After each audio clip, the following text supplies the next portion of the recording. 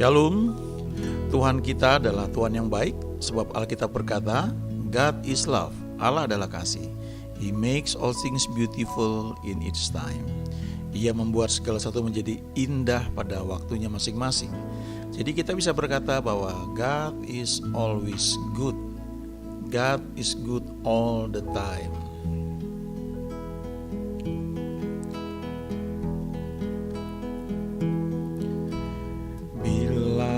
Kau rasa gelisah di hatimu, bila kelam kabut tak menentu hidupmu. Ingat masih ada seorang penolong bagimu. Yesus tak pernah jauh darimu. Bila cobaan menggodai hatimu, bila sengsara nimpa keadaanmu, ingat Yesus takkan pernah jauh darimu. Dia selalu pedulikan kamu. Berseru memanggil namanya, berdoa dia akan segera menghampiri dirimu. Percaya Yesus tak jauh darimu, dia hanya sejauh doa. Berseru memanggil namanya, berdoa dia akan segera menghampiri dirimu. Percaya Yesus tak jauh darimu, dia hanya sejauh doa. Bila kau rasa gelisah di hatimu, bila kelam kabut tak menentu hidupmu, ingat masih ada seorang penolong bagimu. Yesus tak pernah jauh darimu. Bila cobaan menggodai hatimu, bila sengsara nimpa keadaanmu, ingat Yesus takkan pernah jauh darimu. Dia selalu pedulikan kamu. Berseru memanggil namanya, berdoa dia akan segera menghampiri dirimu. Percaya Yesus tak jauh darimu, dia hanya sejauh doa. Berseru memanggil namanya, berdoa dia akan segera menghampiri dirimu. Percaya Yesus tak jauh darimu, dia hanya sejauh doa. Dia hanya sejauh doa. Dia hanya sejauh doa.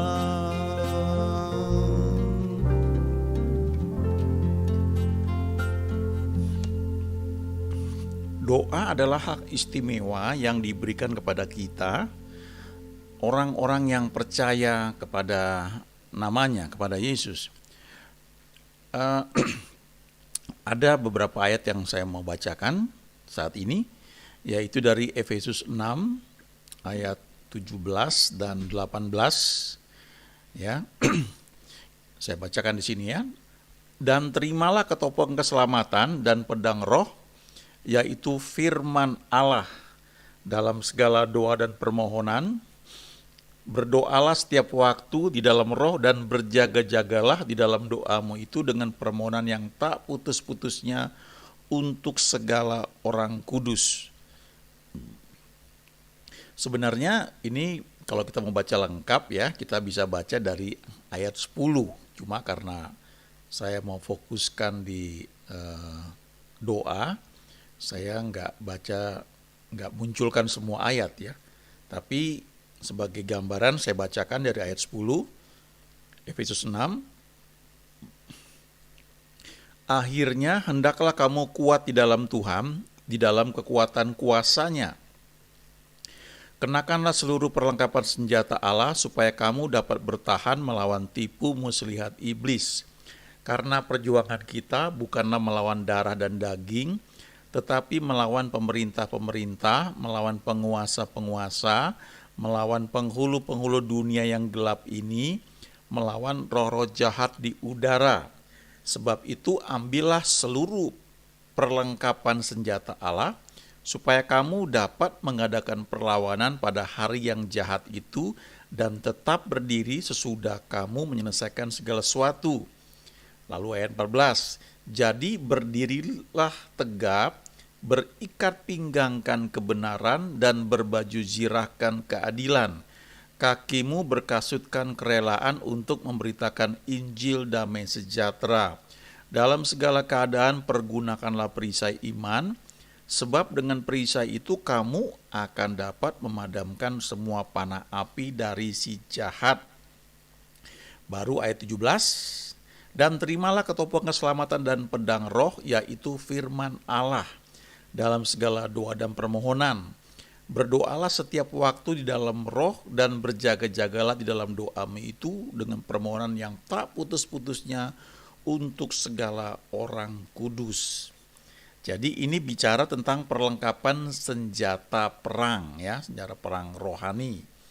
Di situ kalau kita baca ya, ada ikat pinggang kebenaran, baju zirah keadilan, lalu kasut kerelaan memberitakan Injil damai sejahtera, lalu ada perisai iman, kemudian ketopong keselamatan, lalu pedang roh ya. Nah, dari semuanya ini sifatnya ini defensif ya, untuk bertahan, kecuali pedang roh untuk menyerang ya. Nah, sekarang kita lihat, kita fokus pada ayat 17 dan 18 ya. Dikatakan di sini, dan terimalah ketopong keselamatan. Itu ketopong keselamatan itu kayak helm ya, untuk melindungi kepala kita. Dan pedang roh, yaitu firman Allah. Kata firman di sini dalam bahasa aslinya rema. Nah, kalau kita baca Alkitab, yang disebut pedang roh itu ada dua ya. Yang di sini firman rema. Tapi di kitab Ibrani juga ada pedang roh, pedang bermata dua ya, dikatakan memisahkan roh dan jiwa, membedakan pertimbangan. Nah, kata firman di sana, pedang roh di sana, pedang yang adalah firman itu di situ logos firmannya. Tapi di sini firman rema. Lalu dikatakan dalam segala doa dan permohonan, ya.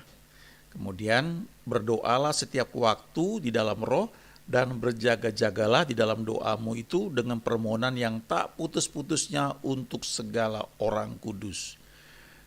Ada beberapa terjemahan bahasa Inggris ya, tapi yang saya ambil di sini yang ISV ya. Pray in the Spirit at all times with every kind of prayer and request ya. Jadi dikatakan di sini, berdoalah di dalam roh senantiasa dalam segala waktu dengan setiap jenis doa dan permohonan. Kalau bahasa Indonesia dikatakan dalam segala doa dan permohonan, tapi bahasa Inggrisnya itu jelas sekali ya, with every kind of prayer and request. Jadi artinya doa itu terdiri dari beberapa jenis. Dan kita perlu tahu masing-masing jenis itu punya aturan yang berbeda. Sama seperti kalau kita berkata, yuk kita main bola. Main bolanya bola apa dulu, ya? Kalau kita main bola basket, maka peraturannya kita hanya boleh pakai tangan, ya. Kita membawa bolanya itu dengan cara mendribble, ya. Nggak boleh kena kaki, nggak boleh ditendang, dan nggak boleh kita bawa lari bolanya gitu, kita bekep istilahnya, kita peluk, kita bawa lari, nggak boleh. Kecuali kita mau memasukkan bola basket itu ke gawang, ya. Kita bisa shoot istilahnya sambil kita lari, kita lompat, lalu kita masukkan. Itu kalau main bola basket, ya. Kalau main bola voli agak mirip juga, tapi dia dipukul gitu, ya. Ada melewati net, ya, jaring. Kemudian kalau kita main sepak bola, sama bolanya bulat juga, ya. Tapi kalau main sepak bola, walaupun sama-sama menggunakan bola, kita nggak boleh pegang bola tersebut. Kita harus pakai kaki, ya. Mungkin pakai kepala boleh, ya, ada istilahnya kop gitu, ya, atau ke dada, tapi nggak boleh kena tangan. Kalau kena tangan handsball, kena penalti, ya, kena hukuman. Sama-sama main bola, tapi aturannya berbeda. Sepak bola yang boleh pegang bolanya hanya kiper, tapi pemain yang lain nggak boleh, harus pakai kaki. Doa juga begitu. Kita tidak bisa mencampur adukan segala jenis doa itu karena aturannya berbeda. Ya, sebagai contoh misalnya begini.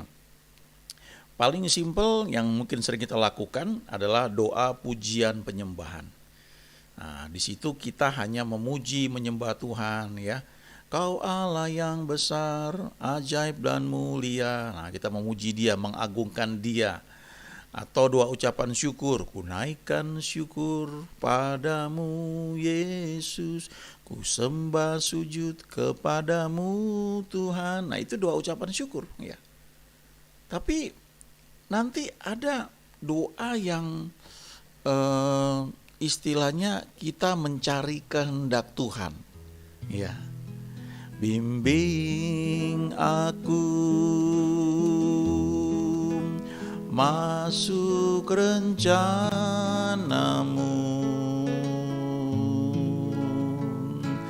untuk membesarkan kerajaanmu.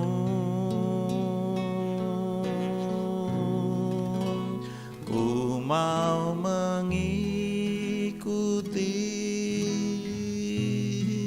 kehendak-Mu ya Bapa. Ku mau selalu menyenangkan hati-Mu. Ini doa dedikasinya, doa mencari tuntunan Tuhan, doa persembahan hidup, ya. Termasuk kayak lagu yang seperti ini. Bagaikan bejana siap dibentuk, demikian hidupku di tangan-Mu. Dengan urapan kuasa Roh-Mu, ku dibaharui selalu. Jadikan ku alat dalam rumah-Mu, inilah hidupku di tangan-Mu. Bentuklah seturut kehendak-Mu, pakailah sesuai rencana-Mu. Nah, itu doa persembahan hidup, ya. Doa mencari kehendak Tuhan dan membiarkan Tuhan tuh menuntun hidup kita, ya. Ada lagi lagu yang seperti itu juga, ya.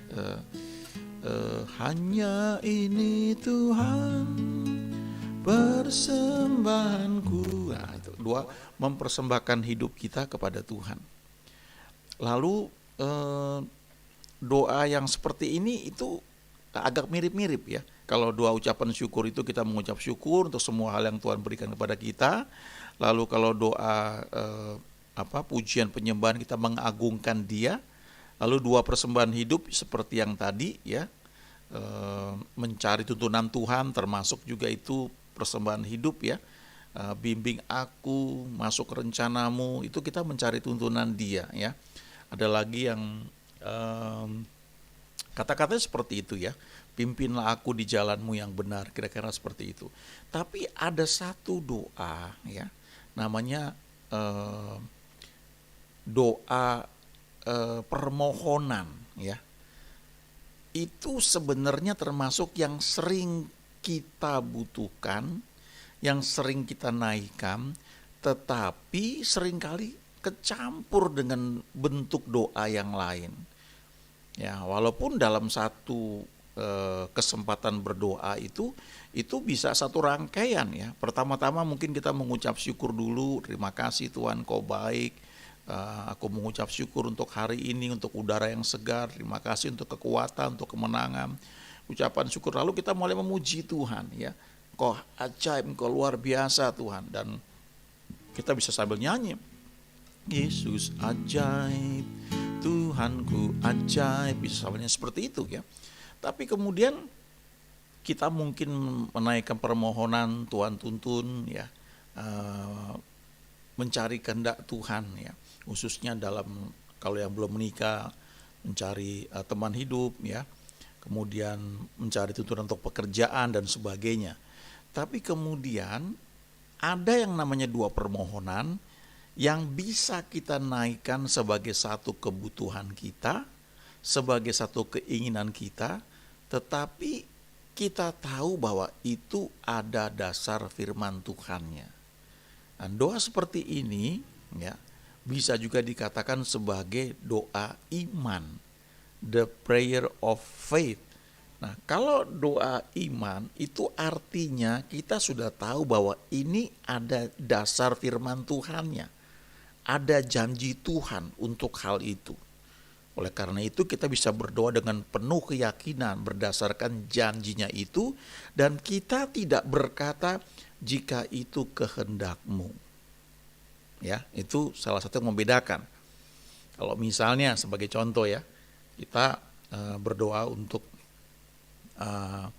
anggota keluarga kita yang belum kenal Tuhan supaya diselamatkan, maka kita bisa memakai dasar firman Tuhan Yohanes 3 ayat 16. Karena begitu besar kasih Allah akan dunia ini sehingga Ia telah mengaruniakan anaknya yang tunggal supaya setiap orang yang percaya kepadanya tidak binasa melainkan beroleh hidup yang kekal. Itu janji Tuhan.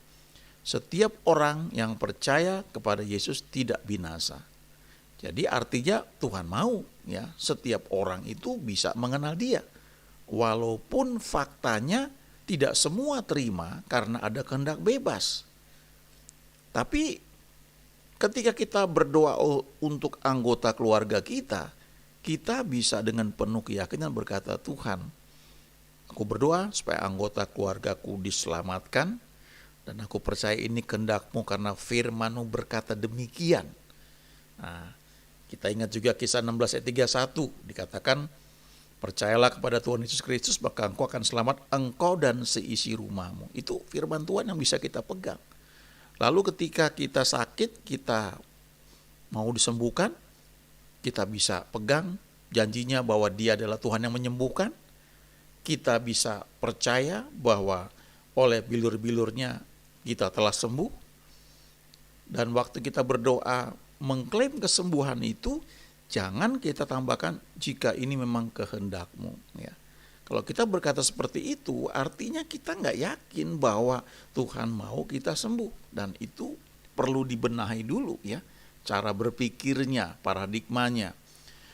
Mungkin kita sebagian akan berkata, tapi Pak, buktinya banyak tuh yang didoain nggak sembuh, ya, malah meninggal. tapi nggak merubah firman Tuhan. Itu sama seperti Tuhan menghendaki supaya setiap orang diselamatkan, memperoleh pengetahuan akan kebenaran, tapi faktanya banyak yang tidak menerimanya karena ada kehendak bebas. Penjahat yang di samping Yesus, ketika Yesus disalibkan, ada dua, ya. Yang satu di sebelah kiri, satu sebelah kanan. Salah satu dari mereka menghujat Yesus, malah mengejek, ya, malah bilang, kan engkau juru selamat, selamatkanlah dirimu dan juga kami. Tapi yang satu lagi dalam situasi yang sama memilih untuk percaya pada Yesus dan berkata, Yesus, ingatlah akan aku apabila engkau datang sebagai raja. Dan Yesus bilang, hari ini juga engkau bersama aku di Firdaus. Jadi kita lihat ya, dalam situasi yang sama karena kehendak bebas itu membuat orang bisa membuat pilihan yang berbeda. Sehingga apa yang Tuhan rindukan, yang Tuhan kehendaki itu tidak terjadi. Bukan karena Tuhan tidak maha kuasa, tapi karena ada kehendak bebas manusia. Nah, dari sini kita perlu hati-hati kalau kita bilang bahwa Tuhan menghandle semuanya, semua dalam kontrol Dia. Maksud kita itu apa? Ya, karena faktanya kehendak bebas kita nggak dikontrol sama Dia. Ya, kita perlu memahami hal itu. Jadi kalau kita misalnya untuk berdoa yang lain lagi apa ya? Misalnya Tuhan, aku berdoa supaya orang tuaku mengenal Engkau dan diselamatkan. Nah, kita doakan itu dengan penuh keyakinan dan kita nggak bilang jika memang kehendak-Mu. Nggak seperti itu. Nah, kita ini seringkali ya sebagian orang karena bukan rendah hati sih menurut saya ya, tapi karena kurang percaya diri, karena mungkin tidak tahu ada firman yang mengajarkan demikian, sehingga hampir setiap doa kita sudah berdoa dengan penuh keyakinan, ujung-ujungnya kita bilang di atas semuanya biarlah kehendak-Mu yang jadi. Ya, itu seperti main sepak bola, sudah dekat gawang, mau kita tendang, lalu tangan kita ambil bagian. Mestinya bolanya bisa langsung masuk gawang waktu kita pakai kaki kita. Tapi karena kita pakai tangan kita, kena hukuman. Ya, kena penalti atau kena hukuman lah ya. Karena kita melanggar. Dalam doa juga seperti itu. Itu sebabnya kita perlu bangun iman kita lewat firman yang kita baca, kita renungkan. Kita memahami bahwa Dia Bapa yang baik. Renungkan Matius 7, Bapa manakah di antara kamu yang memberikan kalajengking atau ular kalau anaknya minta roti atau ikan? Jadi jika kamu yang jahat tahu memberi yang baik kepada anak-anakmu, apalagi Bapamu yang di sorga. Nah, mindset kita itu mesti kita sesuaikan dengan firman Tuhan. Jangan kita berpikir Tuhan itu Tuhan yang mudi gitu ya. Kadang-kadang Dia lagi marah, kita mesti baik-baikin. Kita mesti puasa yang banyak ya. Puasa tambah lagi, bukan hanya gak makan, gak minum juga, tambahin puasa Esther, kumpulin orang banyak ya supaya Tuhan berubah begitu. Enggak seperti itu ya.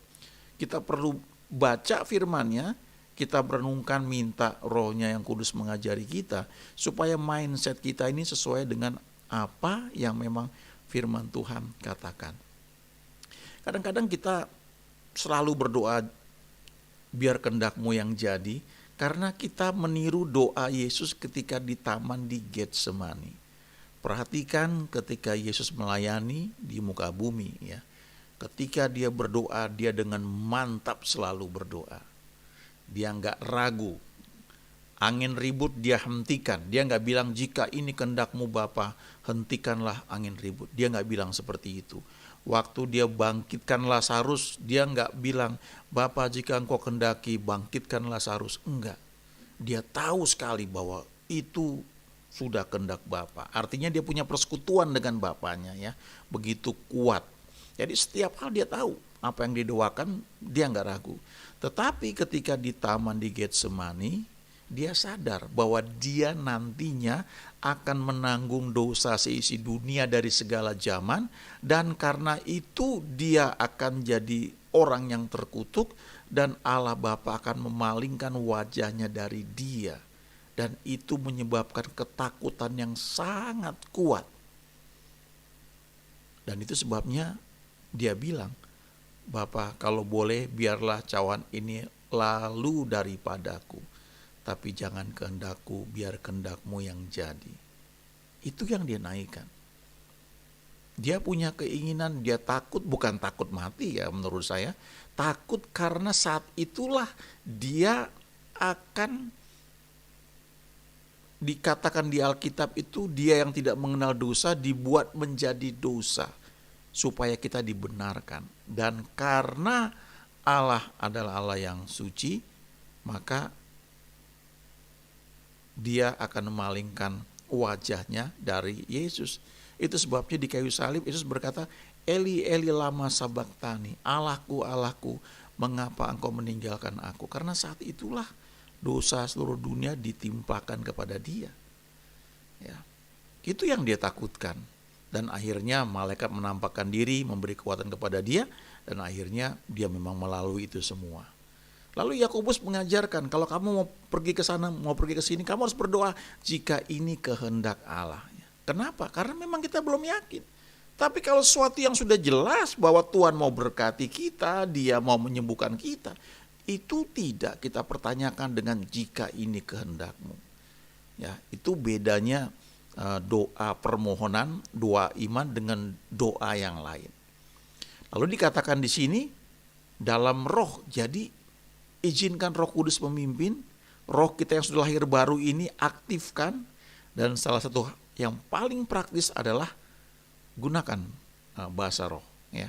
Roma 8 ayat 26 dan 27, roh itu membantu kita dalam kelemahan kita, karena kita nggak tahu bagaimana harus berdoa. Tapi roh sendiri berdoa untuk kita kepada Allah dengan keluhan-keluhan yang tidak terucapkan. Ya. Dan kalau kita belajar berdoa mengalir dalam tuntunannya, ya, itu keluar kadang-kadang kata-kata yang nggak kita mengerti, atau keluar juga suatu rangkaian kalimat yang tidak kita rencanakan, dan itu bisa berbentuk nubuat. Ya. Itu doa yang dipimpin oleh roh. Dan Allah yang mendidik hati nurani mengetahui maksud roh itu, bahwa ia sesuai dengan kehendak Allah berdoa untuk orang-orang kudus. Jadi sebenarnya kalau kita mengizinkan Tuhan menuntun kita dalam doa, maka kita sedang mendoakan banyak orang-orang kudus yang mungkin kita nggak kenal, tapi termasuk mendoakan kita juga. Ya, itu sebabnya setelah Roma 8 ayat 26 dan 27 ini, ya, setelah berdoa ini, ayat 28 berkata, kita tahu sekarang bahwa Allah turut bekerja dalam segala sesuatu untuk mendatangkan kebaikan bagi kita yang mengasihi Dia, bagi kita yang mau ikut rencananya. Semuanya menjadi baik asalkan kita mau mengasihi Dia dan kita mau ikut rencananya. Lalu ditambahkan di ayat 26-27, berdoa dalam roh. Maka kita akan dibawa pada keadaan yang selalu menjadi baik. Enggak pernah enggak, selalu menjadi baik. Itu sebabnya kita bisa berkata bahwa God is always good. God is good all the time. Kenapa? Karena firman Tuhan berkata Dia adalah kasih, God is love. Dan perwujudan dari kasihnya adalah merancangkan yang baik buat kita. Walaupun untuk itu terwujud, kita perlu mengikuti caranya dan mengikuti waktu yang memang Dia tentukan. He makes all things beautiful in His time. Ia membuat segala sesuatu menjadi indah pada saatnya masing-masing. Amin.